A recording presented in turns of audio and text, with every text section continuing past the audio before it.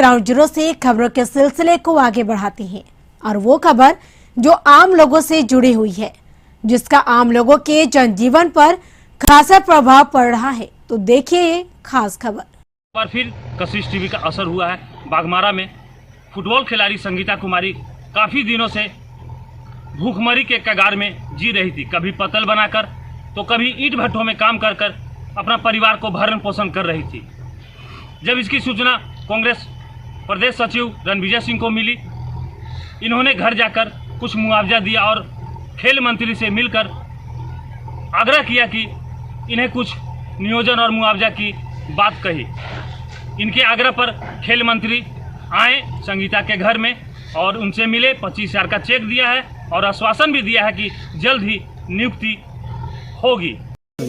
संगीता सोरेन, उनका सहयोग के लिए 25,000 रुपया का चेक अभी दिए और भी जो होगा सजा से भी हम लोग बात करके इसका यहाँ एक खेल मैदान हम लोग बनवाएंगे। काम सब पर है, इससे वो होगा कि वो एक्टिव हो जाएगी। मेरा जो भी खिलाड़ी है वो हम लोग से कंसल्ट करके, लोकल जो स्थानीय विधायक हैं उनसे कंसल्ट करके हम लोग मेरा पास संपर्क करेंगे। पहले मैं सबको धन्यवाद देना चाहती हूँ। उसका जो आज आए मंत्री जी, मुझे बहुत खुशी हुई। अगर आज यहाँ आया तो बाकी जितने भी मांझी आलम कौन है? मांझी आलम मंजी तो कोई थोड़ा मंजी आलम तो उन सबको भी मनोबल मिलेगा और सब आगे खेलेंगे। बुनु बुना।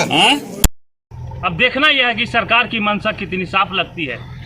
साल भर के भीतर कई बार मुख्यमंत्री के संज्ञान में आया है, लेकिन अभी तक घाट के 3 पात ही नजर आ रहे हैं। अब देखना यह है कि क्या हेमंत सरकार इन खिलाड़ियों को नौकरी दे पाती है कि नहीं। बाघमारा से कशिश के लिए सुधीर सिंह।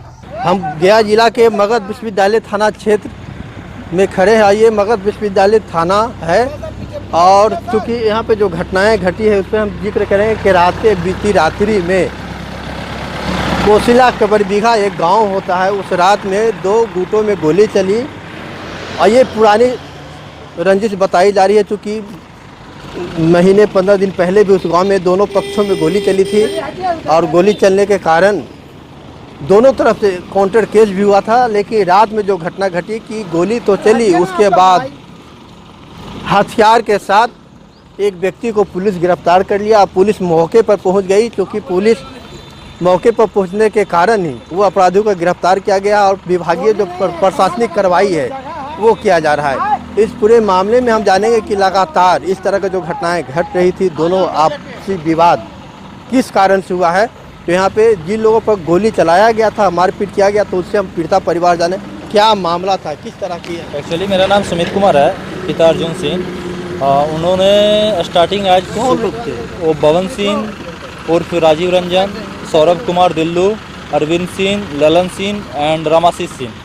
सुबह क्या हुआ कि जब हमारे माताजी और मेरी चचेरी बहन दुकान के लिए जा रहे थे तो उन लोग ने छेड़छाड़ वहाँ पे स्टार्ट किया।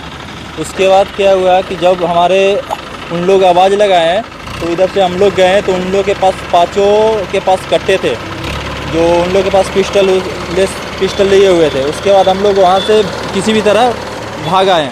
भाग आने के बाद फिर हम लोग आने के बाद वो खुद FIR भी कर दिए।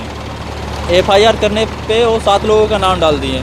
उसके बाद क्या हुआ, शाम में वो यहाँ से FIR करके गए हैं। उसके बाद पवन सिंह वहाँ पे उर्फ राजीव रंजन मंदिर के पास, हमारे कबरबीघा गांव के मंदिर के पास, वहाँ पे 2 फायर मारे और उसके बाद घर पे आए। घर पे आने के बाद मेरे भाभी जी थे, माता जी गाय धोने गए हुए थे। अब शब्द बोलकर गाली देकर उनको बोला किधर है, ये रात की है, रात की, बोले किधर है। उसके बाद वो बोले कि घर में तो कोई नहीं है, तो उनका हाथ पकड़ लिया और घर पे 1 फायर मारा। 1 फायर मारने के बाद फिर मैंने मगध यूनिवर्सिटी थाने को कॉल किया। फिर यहाँ पे हमारे कॉल 10 बार से ज़्यादा कॉल किए, बट यहाँ पे कोई रिस्पांस नहीं, मतलब यहाँ से मेरा कॉल पिकअप नहीं हुआ। उसके बाद मैं SSP सर को कॉल किया। उन्होंने मेरे को तुरंत एक आश्वासन दिए कि तुरंत आपको मैं कॉल रिवर्ट करता हूँ। उसके बाद फिर SDPO जी ने कॉल किया, फिर रेखा कुमारी मैडम जो यहाँ के हैं उन्होंने कॉल किया और हार्डली मैक्सिमम 10 मिनट या 15 मिनट के अंदर उन लोग आ गए।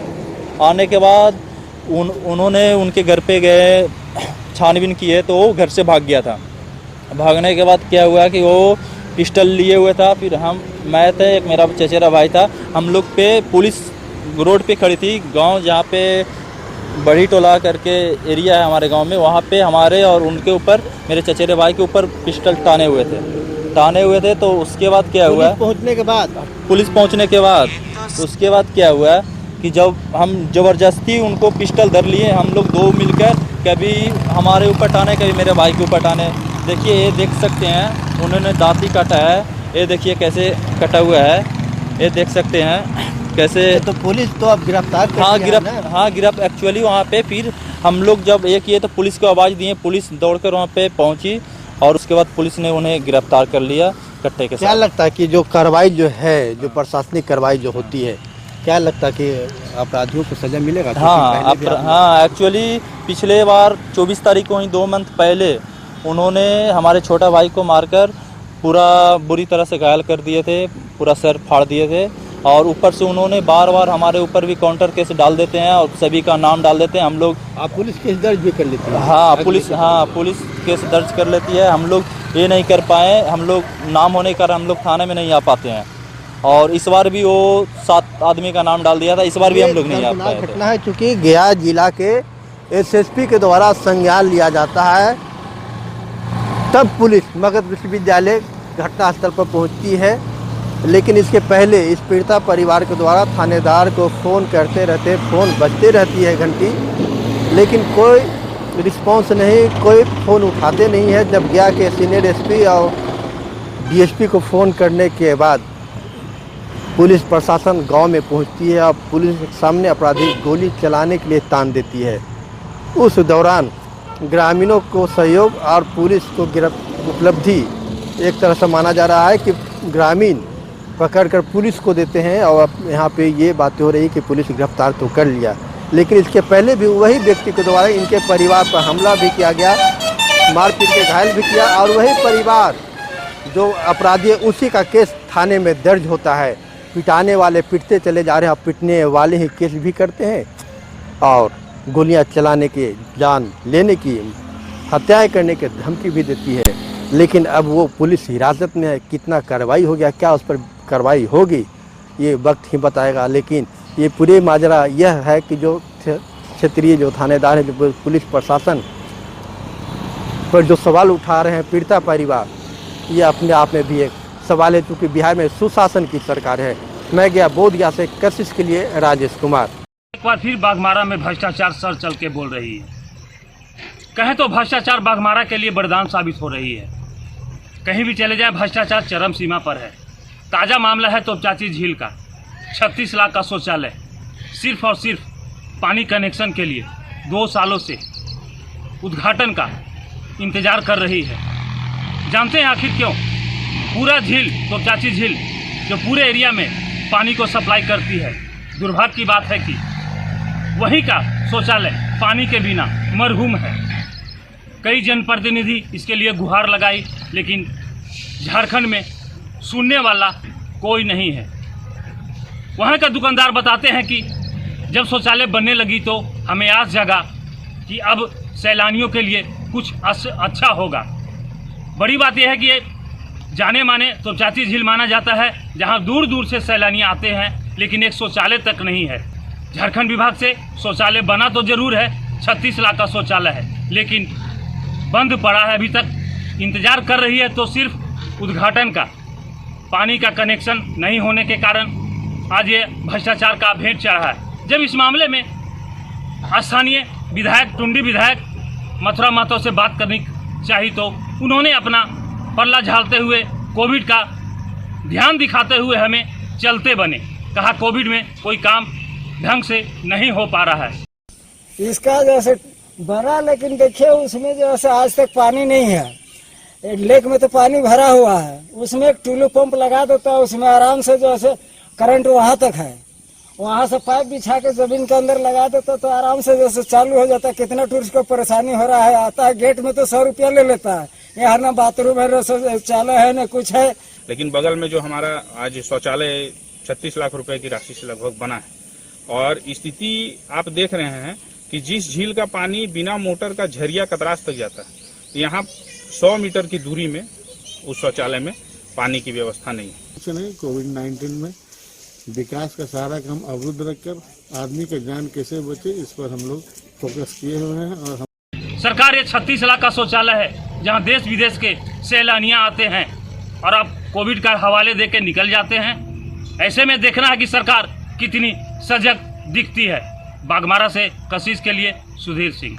कोयलांचल यानी कि कोयले की धरती, और यहाँ के कोयले जो है देश भर को रोशन करते हैं, लेकिन जो लोग यहाँ रह रहे हैं उनकी वास्तविकता देखकर कहीं ना कहीं दिल दहल उठता है। और ये तस्वीर दिखाने के लिए काफ़ी है कि किस तरह से लोग आग और जहरीली गैस के बीच जीवन यापन करते नजर आ रहे हैं। और ऐसे हजारों लोग हैं जो इस जहरीली गैस में यानी जिंदगी और मौत के बीच संघर्ष से अपने जीवन को काट रहे हैं।